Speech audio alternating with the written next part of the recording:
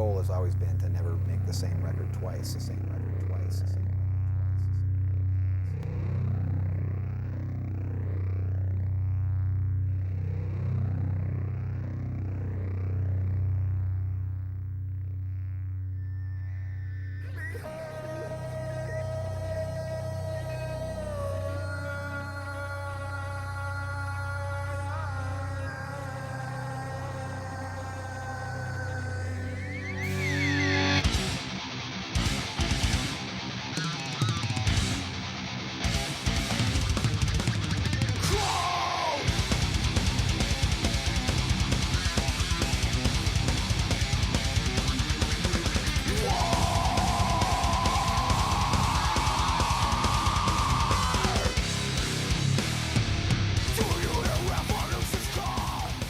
Sharkbite Studios, once again, August 21st, kicking it. Yours truly rocking it.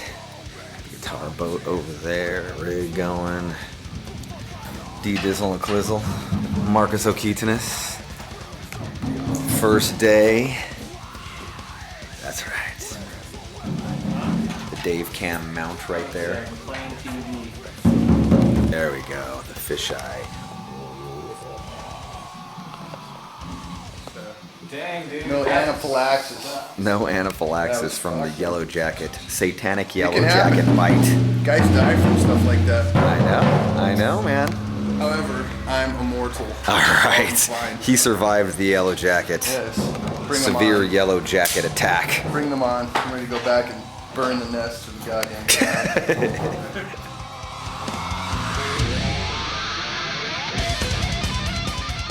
So recording the drum tracks. Basically, me and Rob, we kind of did the same thing we did for pretty much all our records. We do, once we're done with the writing process, we do like we'll start going in like the last month, you know, a couple days a week, and basically just doing pre-production with drum stuff, and just working on different things. Maybe there's a couple things that are kind of clashing with whatever Rob's singing,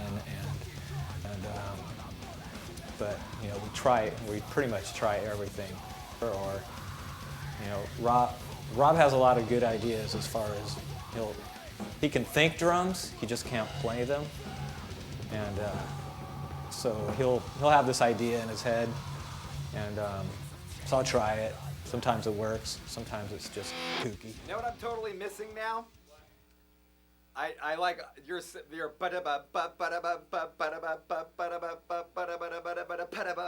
now I'm hearing that every time it goes by.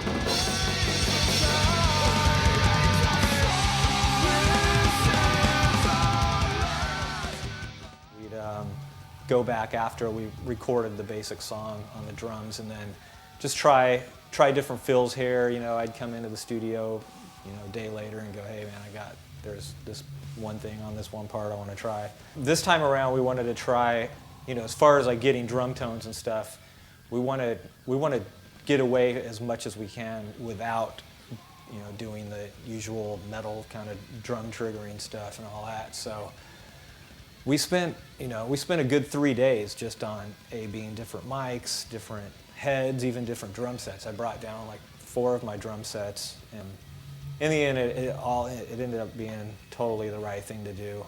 So once we got to tracking, everything went really smooth. Basically, in a couple of days, we had everything ready to go. We did some for the intro song for Clinching. We did some. We wanted to have. For the intro, it's kind of like I think the vibe's kind of Civil War-ish, you know. So I wanted to make it sound like there's a whole drum line of people coming, you know, like marching over the hill or whatever. You know.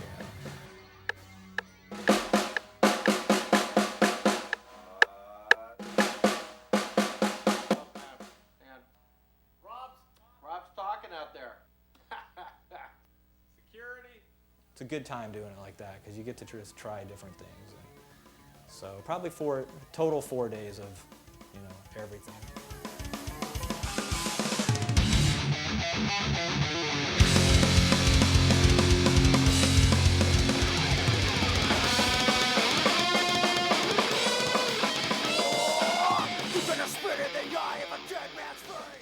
I know that for Dave and I, we were really kind of freaking out on like Rush.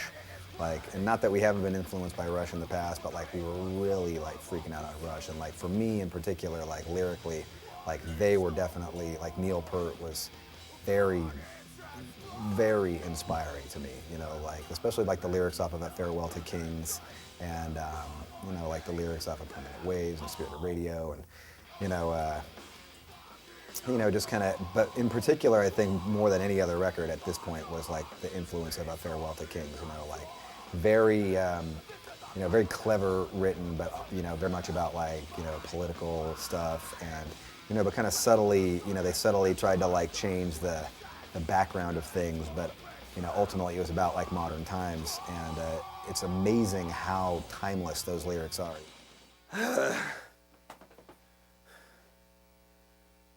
Cool.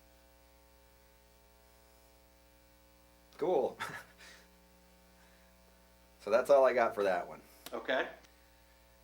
That one's still got a bit of a writing curve to go.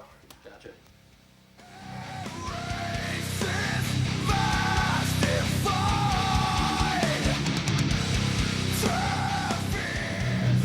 That's horrible.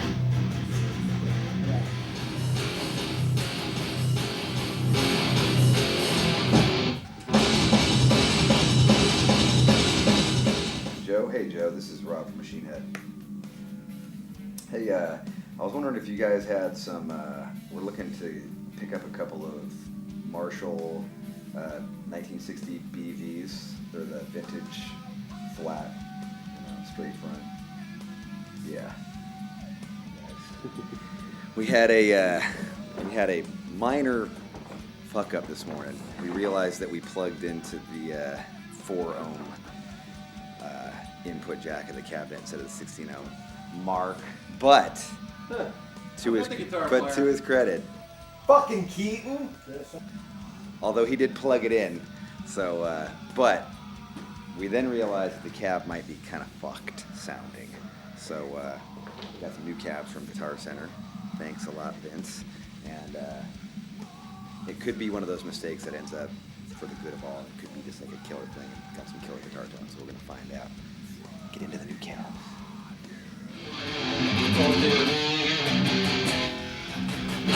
That tone's fucking sick.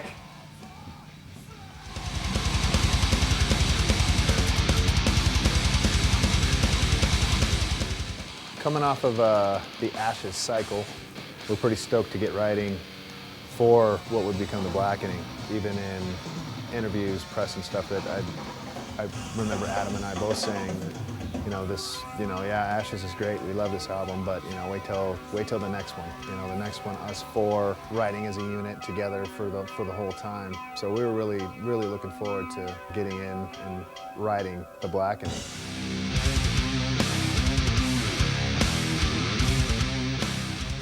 And that was like a big inspiration for us to like try and test, challenge, push the boundaries of what a regular song could be. You know, like right now we've got, you know, this is the first time on any album we've ever had where we have like a 10-minute song and, you know, we have 3 10-minute songs. So it's like, it's a new and exciting challenge for us. But at the same time, it's like kind of, whoa, scary. I hope everybody, you know, I hope people can wrap their head around this because it's been a challenge, but it's amazingly somehow we've managed to pull it off. So I just don't know how to transition that and then have those guitars go away quickly and still have these other guitars doing this other thing. You know, because it's like 4 guitars going. In having a 10-minute song, that it couldn't just be riff soup for 10 minutes. It needed to have a structure and it needed to have a theme that you continually went back to and you went, oh, there's that chorus, or oh, there's that riff, or oh, there's that thing that like reminded you, oh yeah, it's still a song. You know, it took us a while to get there during the recording process because it was such a fucking ambitious thing to do, but you know, it's been really fucking cool, man. But they told me this was a fucking vintage tube Yeah, screamer right. too. Fucking Guitar Center. Fucking Canada.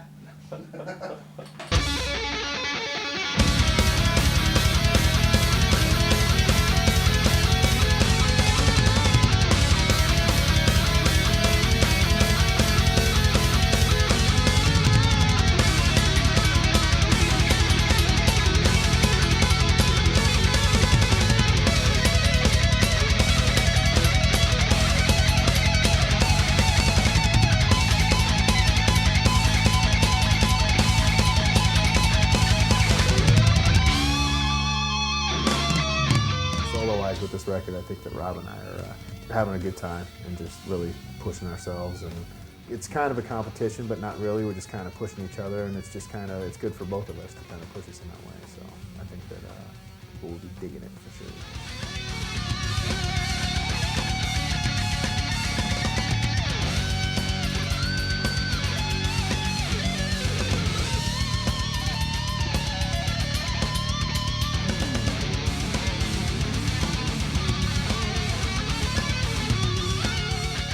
Cool kind of coming in and recording some of the solos, the aesthetic song. Rob had his Dime guitar that Dime had given him, and he was doing his solo on that, you know, and I did mine on like my Rhodes guitar, you know, and you know, so it was a cool kind of like Guitar Hero vibe going on, you know, aura going on in the studio around that song, and it's just such a powerful tune in and amongst itself, and then to add those kind of elements to it was kind of like we were looking at each other going, I want to hit them, you know, with the Rhodes and, you know, the Dime guitar, so it was just kind of like a cool, you know, kind of feeling going on with that.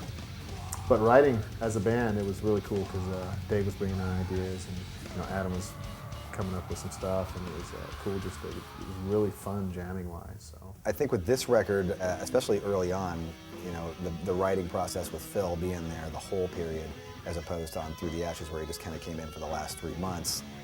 You know, it was a lot more kind of guitar oriented again. It was a lot more into like harmonies and octaves and like, you know, kind of the interplay happening between us in addition to all those other things.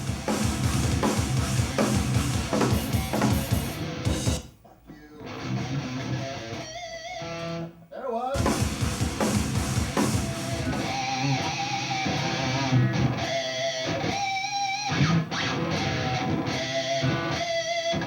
Pussy can't even get a pinch harmonic.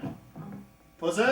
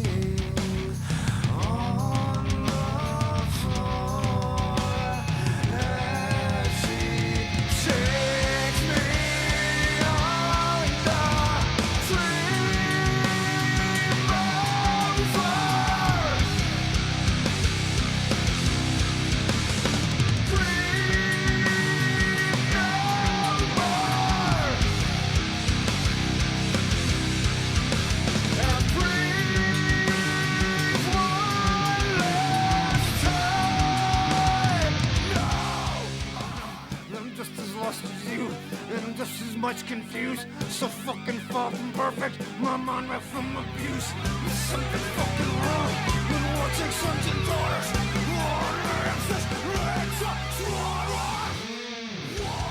Rob's been saying, and I agree, it's like a roller coaster ride.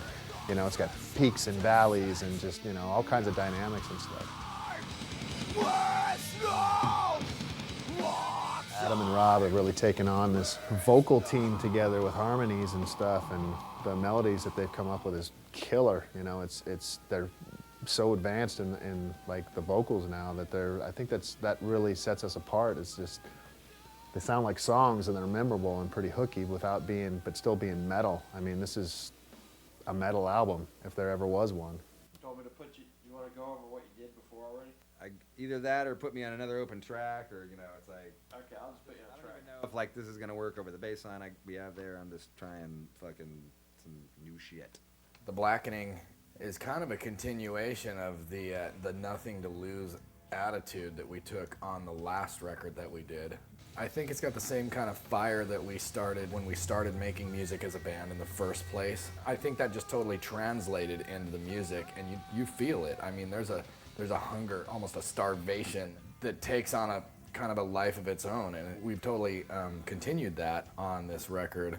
We all basically came up with ideas and stuff, but we didn't have any kind of preconceived notions of what we should do. We just went with what felt right when we made this last record, and just made it for ourselves with the idea that we were not gonna make music for any other reason than the feeling that we get from it. And as you get older, you don't have as much to prove to anybody, and this is basically for us, by us. Our fans love what we do because of that fact. We do it for us, and we do it honestly for us, and so we end up with something that we feel deeply, and that translates to the fans. They feel it as deeply. Whatever you want to do. That sounds good, man. Alright. I'm just gonna go with the flow and ride the fucking snake. I got my snake spurs on, and I got my snake saddle, and I'm fucking ready to ride the snake. Your snake charmer. You're gonna ride your snake.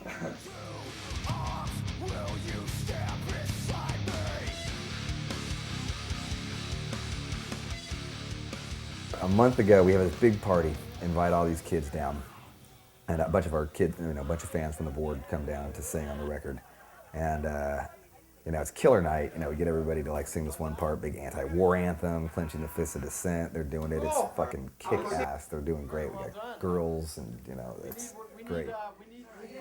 Yeah, they're making fun of you. All those dudes think you're gonna suck. So show them who the fucking man is. Who's got balls, huh? Yeah.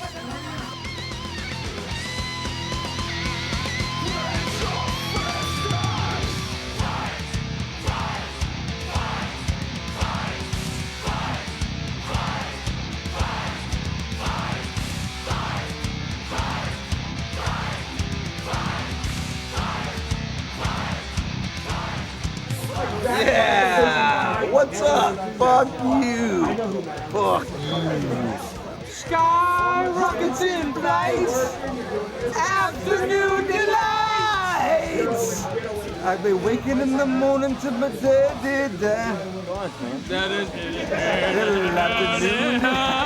No, that's how it goes. So everybody gets trashed. You got the fucking gigantor bottle of vodka and 3 cases of beer, and everybody just gets wasted. And so I end up sleeping at the studio because I get so trashed.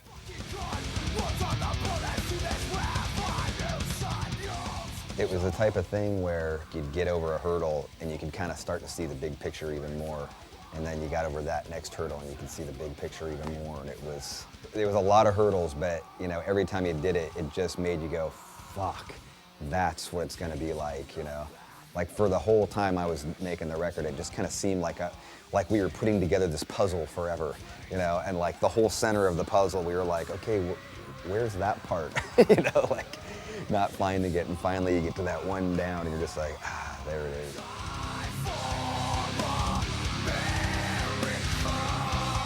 This album is, by far the most ambitious thing we've ever attempted, we're jokingly referring to it, I've said it a bunch of times, but like we're kind of jokingly referring it to like the wall of thrash metal, Pink Floyd's The Wall. It's just, there's just so many harmonies and octaves and complicated riffs and quiet dynamics and passages and super busy metal mayhem that, it really does gotta be like fucking, perfect basically, or as perfect as, it can be.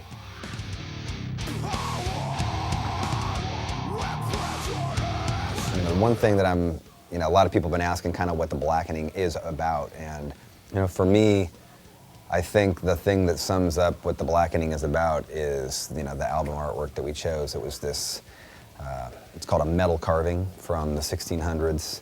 This very crude form of art that came out that I believe, from what I understand, was put out by like the church as kind of like a form of propaganda to kind of, you know, deter people from, you know, this is the consequence of sinning, and this is, you know, kind of, it's like, it was more like visions of hell, and, you know, it was always very kind of scary stuff. And one of the main decisions that we made as to why we wanted to use it was that, you know, this image was something that's been around for 400 years. We felt it was this timeless statement that really captured a lot of the anger that we felt 400 years later, and that timeless statement is what epitomized what the Blackening was. The mirror which flatters not. You know, in many ways, it summed up everything that the Blackening is about. It's about holding up a mirror to myself and not seeing, you know, not liking what I see in the reflection. It's holding a mirror up to you. And it's about holding a mirror up to society and not liking what we see in the reflections.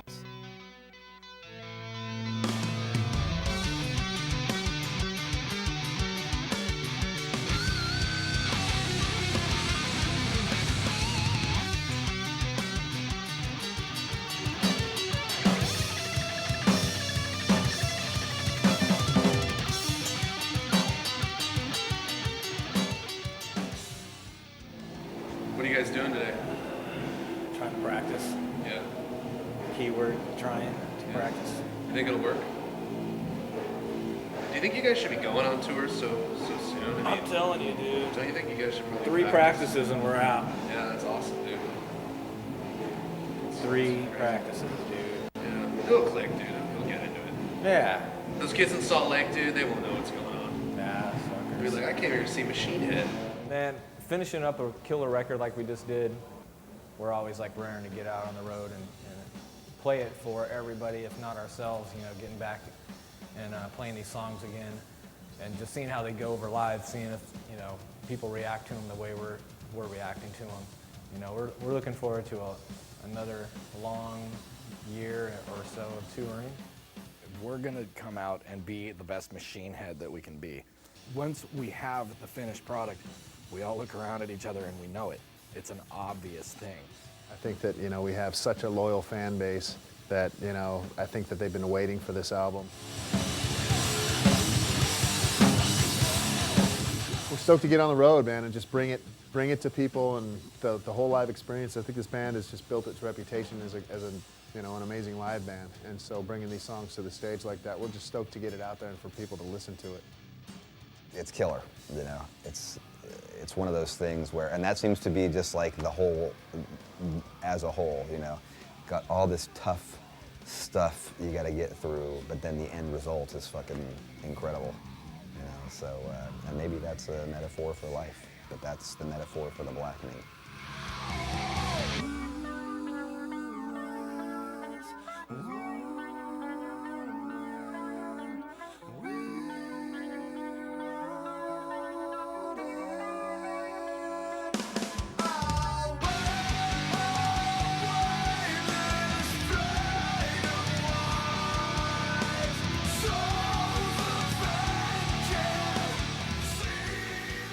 So they feel it's part of your obligation to fulfill when you see you on the streets face to face and you for real? Get that goddamn camera off me. Violation, any hesitation to get you killed? If you feel it, kill it. You can seal it, reveal it. Get that goddamn camera out of my fucking face. Shit, dude, Rozell's got nothing on you. You know? Damn, dude. You know? Being reasonable will leave you full of bullets. Pull it, squeeze it till it's empty. Tempt me, push me, pussies. I need a good reason to give the trigger a good squeeze. Are you filming that? Dude, get that goddamn camera out of my fucking face.